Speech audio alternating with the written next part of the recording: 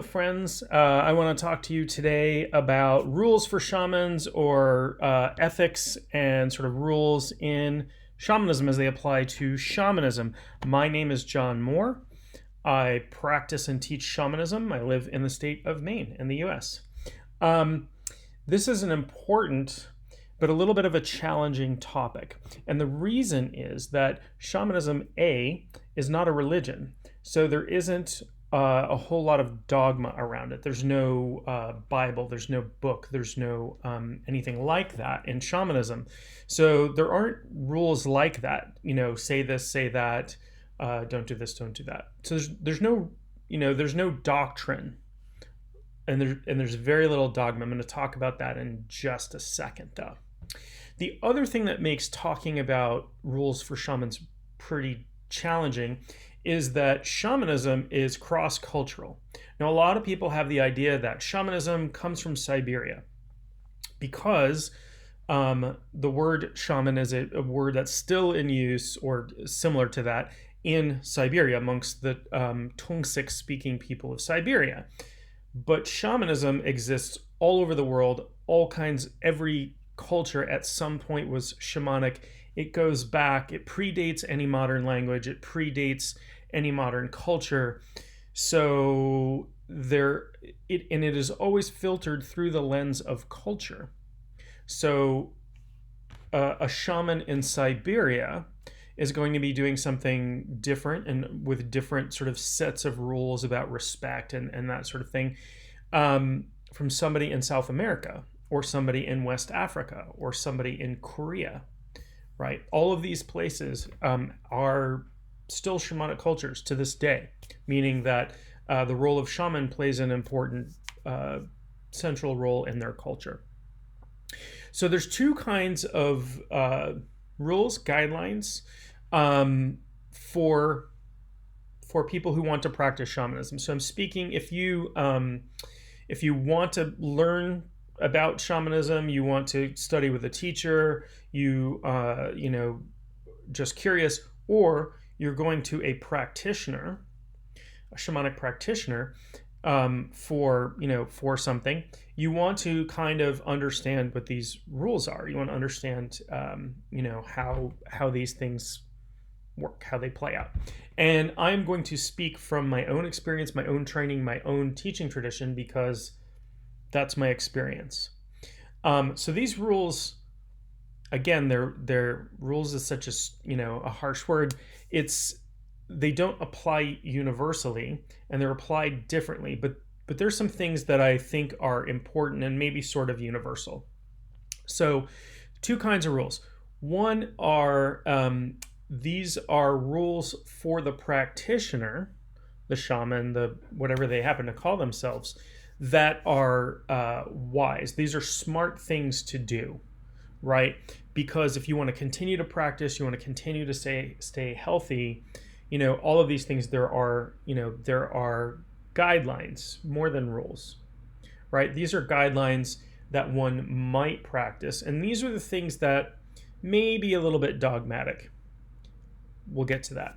The other set of rules are ethics. And ethics are incredibly important in shamanism. You have to be really impeccable with your ethics, I think. And sometimes that falls under these are good things to do to stay healthy and safe for yourself. So let's talk about the first set of rules. These are sort of self-guidelines for the practitioner or the teacher, or if they call themselves a shaman. So the first one is that you don't hear me refer to myself as a shaman. In my teaching tradition, I was taught that one does not apply the label of shaman to oneself. That is something that has to be given by the community. There are people who refer to me as their shaman, and that is fine. They can call me that, but I don't call myself that. I'm a little iffy on that rule. I'm not quite sure the complete importance of that rule, but I follow that tradition. It does seem relatively dogmatic, but I follow that tradition and it's not really a problem for me. People understand what I'm talking about. And if I have to, I'll explain it, and I'll explain it this way. So that is one set of rules, and that rule, that sort of dogmatic rule, is around this the idea of being humble, of approaching spirit with humility. Not humility I'm less than, but humility in I'm not superior with. Really great book out there, not shamanic particularly, but called Consorting with Spirits by Jason Miller. Love the guy, love his courses, love his books. And he talks about, in a lot of traditional spirit conjuring, you're commanding and you're threatening and you're whatever. And he's sort of like, why not just build a relationship with these spirits that you're trying to conjure? So there's not animosity, and they want to be cooperative and this and that. And in shamanism is really about relationship. It's about being in relationship to your helping spirits, to the earth. If you're a practitioner, to your clients. If you're a teacher, to your students. It's about being in relationship to your tribe, your community, your country, the globe, right? As we expand out, how do we maintain those relationships? So we approach spirit on an equal footing, as equals. We partner with them to do things, to do work, to do good. So we're always trying to do good, but we're trying to do it in partnership with spirit. Shamans always work with helping spirits. That's one of the common threads that runs through every shamanic culture and every practitioner. Okay, so there's kind of that set of rules. And there's a small set of rules. It's a little dogmatic, but it's about not being haughty. So I might talk about my helping spirits a little bit, but I don't generally name all of them, and I don't always say, oh, my power animal is this, or unless it's important to the conversation. We don't brag about our relationships with helping spirits. Again, it's about maintaining a sense of humility. And when people brag, like, oh, my helping spirit is a fierce lion, mine isn't, just using it as an example, it's mine's better than yours. Even if that's not the intention, it can come off a little bit like that. So humility, that is the overarching theme for those rules that are a little bit dogmatic, but they're designed for the efficacy and the safety of the practitioner, right? Then there are ethical boundaries. And again, this can be a little loosey-goosey with different cultures. Different cultures have different ideas about what's okay and what isn't. Yeah, there are some hard and fast ethical rules. Don't steal from people. Don't murder people. Don't assault people. That's just human being stuff.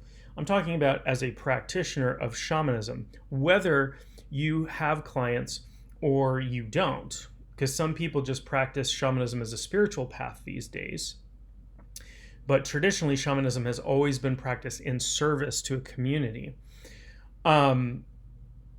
You have to follow some ethical guidelines. It's really important. It's really, really important for lots of reasons. One, for your safety and the safety of your client. Two, to maintain healthy boundaries, which is also a safety issue. And three, to maintain the trust of your clients. When people come to me as a client, they have to know, for example, that I'm going to keep everything they tell me confidential. I have clients who come to me with all kinds of things, that, if it was known publicly about them, could cause a problem. Things like, drug use and addiction and, even stuff that people just don't want other people to know about. It's private. I don't talk about who my clients are. I don't name them to anybody. If I ever have to talk about something with a client, I do it in really vague terms. I had this client from Europe who, blah, blah, blah, nothing identifiable. Okay. And I rarely talk about clients with any sort of specificity. And certainly not in any way that anybody could identify them. Now, I'm not a medical practitioner. I'm not under those regulations. In the US, it's HIPAA.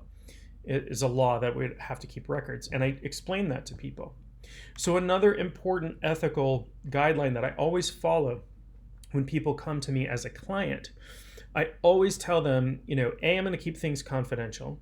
And B, shamanic healing, any sort of spiritual healing is not a replacement for whatever medical care or therapy you're doing right now. Even if you come to me and we have a session and you feel fantastic afterwards, don't stop taking your meds. Don't stop doing your treatment without clearance from a medical professional. Okay? Really, really important to know your limits. Another really important ethical rule, and I could talk about this a little bit too, is we do not work on people without their permission.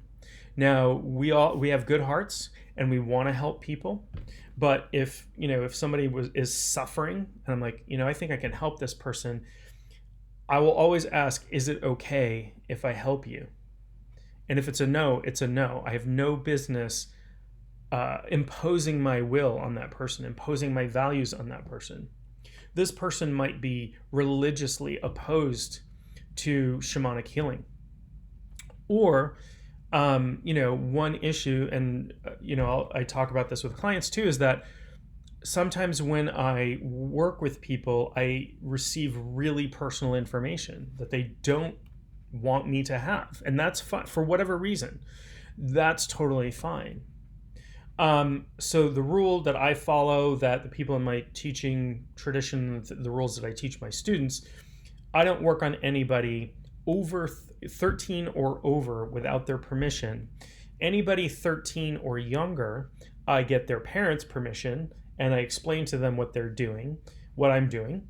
Anybody 18 and younger, I still ask their parents' permission. I will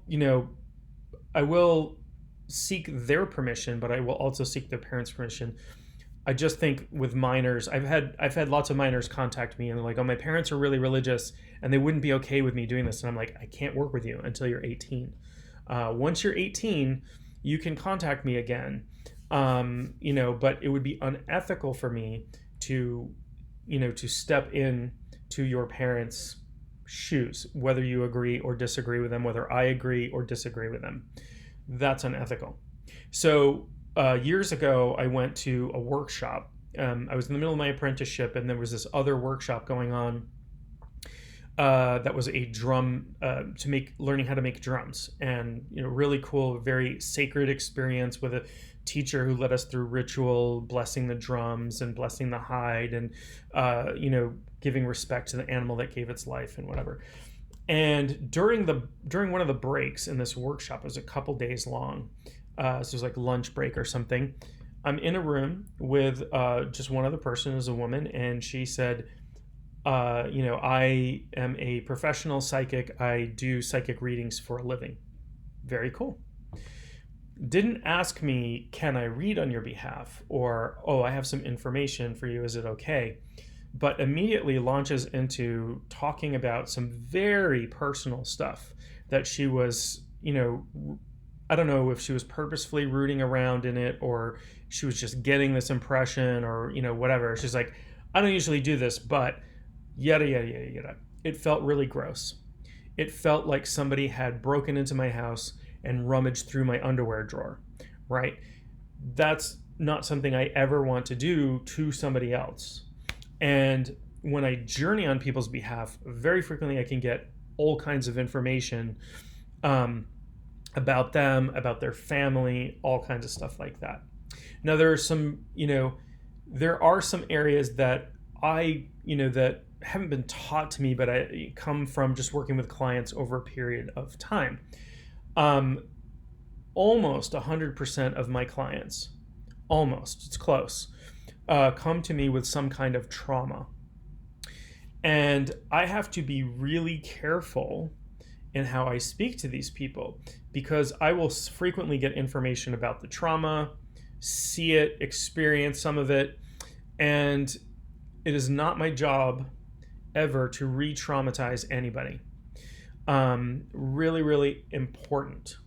I had a practitioner, not a shamanic practitioner, but some other modality, we'll say an energy-based modality, and where she had clients coming in and lying on her massage table, and she worked on them, and she was a very sensitive person, and she wanted to, talk to me about business.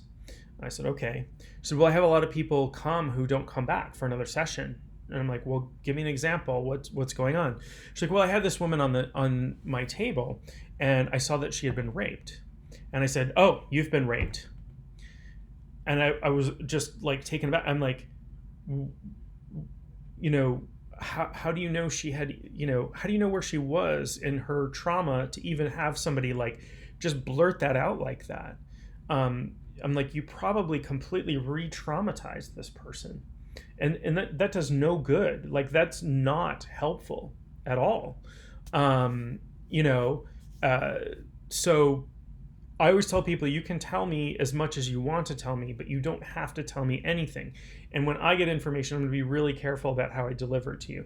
And I always have a conversation with my clients about like, oh yeah, I know about this trauma from when I was, this age and whatever. And then I can, sort of talk about that.